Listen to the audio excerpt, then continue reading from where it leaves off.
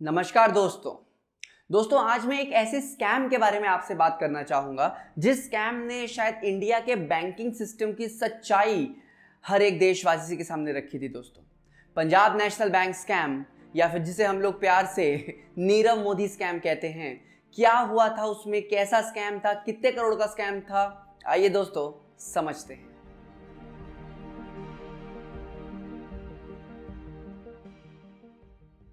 ये कहानी है Punjab national bank Brady house Mumbai branch और नीरव मोदी की, जो इंडिया के डायमंड मर्चेंट हैं और जो उस टाइम पर इंडिया के 57th रिचेस्ट पर्सन थे 2017-18 में।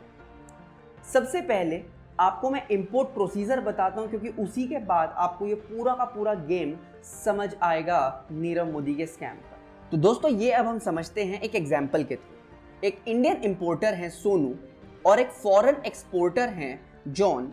वो एक कॉन्ट्रैक्ट में आते हैं और हम ये अज्यूम कर लेते हैं कि ये एक दूसरे को नहीं जानते, इसलिए ऑब्वियसली हेजिटेट करेंगे एक दूसरे से ट्रांजैक्ट करने में, एक दूसरे के साथ ट्रेड करने में। क्योंकि ऐसा भी हो सकता है कि जॉन ने सामान भिजवा दिया लेकिन सोनू पैसे ना दे तो जॉन इनसिक्योर होगा, या फिर सोनू ने पैसे भिजवा दिए लेकिन जॉन ने सामान नहीं दिया तो ऑब्वियस सी बात है सोनू इनसिक्योर होगा। तो इसलिए ये ट्रेड नहीं करना चाहेंगे एक दूसरे से, क्योंकि ये एक दूसरे को जानते नहीं हैं। तो इसलिए वो बैंक्स को इंक्लूड कर देते हैं इस ट्रेड प्रोसेस को पूरा करने में। तो सबसे पहले जॉन एक इनवॉइस सेंड करता है सोनू को, जिसमें टोटल पैसे कितने हो गए हैं ये पता चलता है सोनू को। उसके बाद सोनू अपने लोकल बैंक को अप्रोच करेगा और वो बायर्स क्रेडिट की बात करेगा। दोस्तों, यहाँ पर हम बैंक को पंजाब नेशनल बैंक ही मान लेते हैं। और बायर्स क्रेडिट क्या होता है, क्योंकि आगे जाकर ये तो चलो ये आपको बहुत अच्छे से समझ आएगा, बट स्टिल अभी थोड़ा बहुत बता देता हूँ। बायर्स क्रेडिट एक ऐसा डॉक्यूमेंट है जिससे फॉरेन बैंक इंपोर्टर के बिहाफ में एक्सपोर्टर को पेमेंट कर देता है। दोस्तों, जैसे मैंने आपको बताया था, थोड़ी देर में मैं इसके बारे में आपको और बताऊंगा। तो अभी के लिए इसको हम रेस्ट देते हैं और खेल को, इंपोर्ट प्रोसेस को आगे समझते हैं। पंजाब नेशनल बैंक सोनू की क्रेडिट वर्दीनेस जज करेगा एंड उससे कुछ कोलेट्रल मांगेगा। दोस्तों, क्रेडिट वर्दीनेस मतलब आप कितना ट्रस्ट कर सकते हैं सोनू पे, क्या सोनू इंटरेस्ट वगैरह मुझे प्रॉपरली दे पाएगा, नहीं दे पाएगा, क्या जो भी पैसे मैं दे रहा हूं क्या सोनू वो मुझे वापस कर पाएगा या नहीं कर पाएगा। ये सारी चीज़ें बैंक, पीएनबी बैंक जज करेगा और फिर वो सोनू से कुछ कोलेट्रल भी मंगवाएगा। कोलेट्रल मतलब जो आप गिरवी कहते हैं, कुछ गिरवी रखवाएगा। एक बार जब पंजाब नेशनल बैंक सेटिस्फाई हो जाती है कि यार सोनू जो है वो ठीक ठाक बंदा है और वो पैसे दे देगा, तो पीएनबी एक लेटर ऑफ अंडरटेकिंग, जिसे हम LOU कहेंगे, वो फॉरेन बैंक को दे देता है। दोस्तों, LOU एक गारंटी डॉक्यूमेंट है वेयर पीएनबी गारंटी देती है फॉरेन बैंक को कि मैं आपको पैसे जरूर दूंगा, इवन इफ सोनू डिफॉल्ट कर देता है तब भी मैं आपको पैसे जरूर दूंगा। दोस्तों, यहाँ पर एक देखने वाली चीज ये है कि बैंक कभी भी नहीं चाहेगा कि सोनू डिफॉल्ट करे, क्योंकि उससे बैंक को नुकसान होगा। तभी बैंक ने सोनू की क्रेडिट वर्दीनेस सब देखी थी और सोनू से कुछ कोलेट्रल्स लिए थे। दोस्तों, LOU जब दिया जाता है तो वो स्विफ्ट के थ्रू दिया जाता है। स्विफ्ट क्या होता है? ये एक inter bank secured communication network है जिससे बैंक एक दूसरे के साथ कोऑर्डिनेट करती है, कम्युनिकेट करती है सिक्योर बेसिस पे।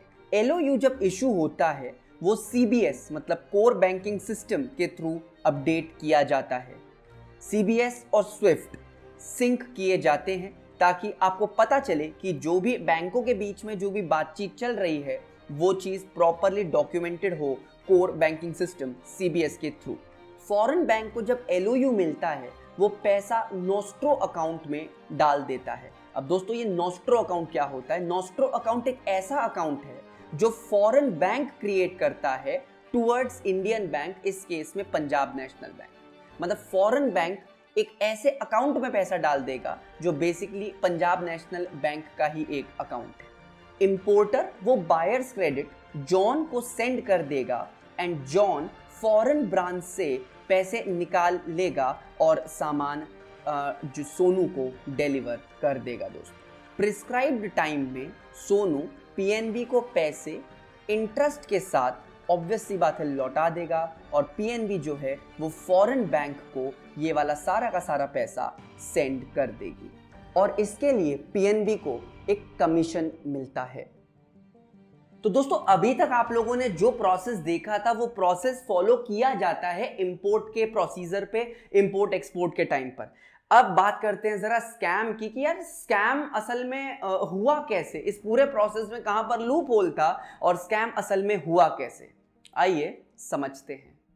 दोस्तों आपको याद होगा कि मैंने बताया था पंजाब नेशनल बैंक को कोलेट्रल लेना चाहिए था नीरव मोदी से, बट पंजाब नेशनल बैंक के कुछ ऑफिशियल्स के साथ मिली भगत करके उन्होंने विदाउट कोलेट्रल लिए एक्सिस बैंक हांगकांग और इलाहाबाद बैंक को LOUs इशू कर दिए थे।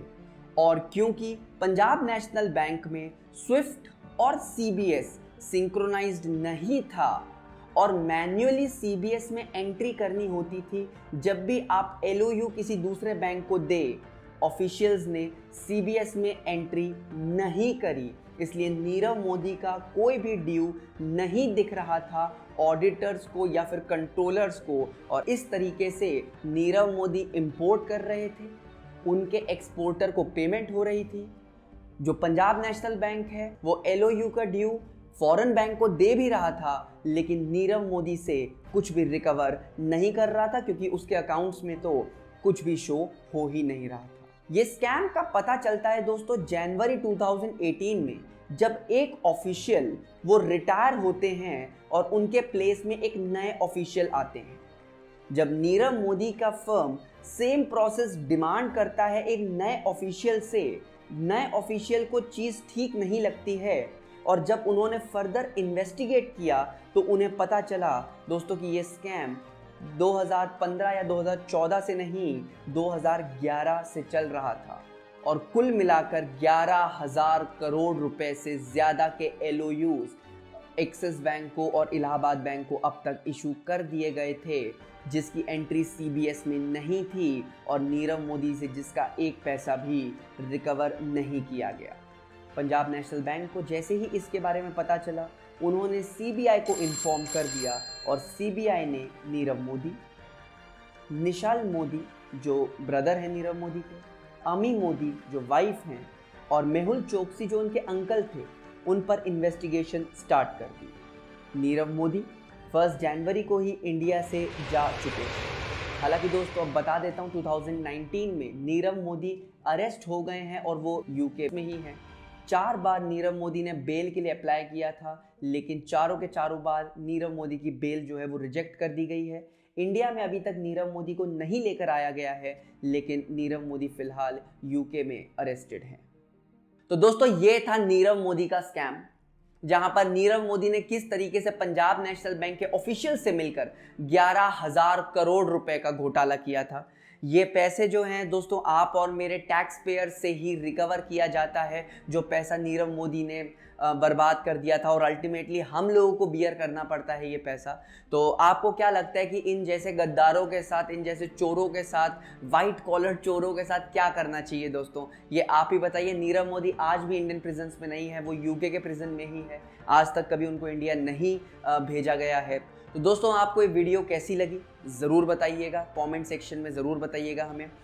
और किस स्कैम के बारे में आप जानना चाहते हैं वो भी आप हमें कमेंट सेक्शन में बता सकते हैं। बहुत जल्द एक और स्कैम के बारे में मैं आपको बताने वाला हूँ। क्या होगा वो स्कैम, थोड़ा सा सस्पेंस बनाए रखते हैं हम लोग ज़रा। आपको ये वीडियो अगर अच्छी लगी तो लाइक करिएगा, अच्छी नहीं लगी तो डिसलाइक करके बता देना, ताकि हम अपनी वीडियोज़ पे और काम कर सकें। अगर आप लोग इस चैनल में नए हैं तो प्लीज़ सब्सक्राइब करिएगा चैनल को और बेल आइकॉन ज़रूर दबाइएगा, ताकि आपको ये इन्फॉर्मेटिव वीडियोस मिलती रहे। तो अगले वीडियो में मिलते हैं दोस्तों। Thanks a lot. जय हिंद।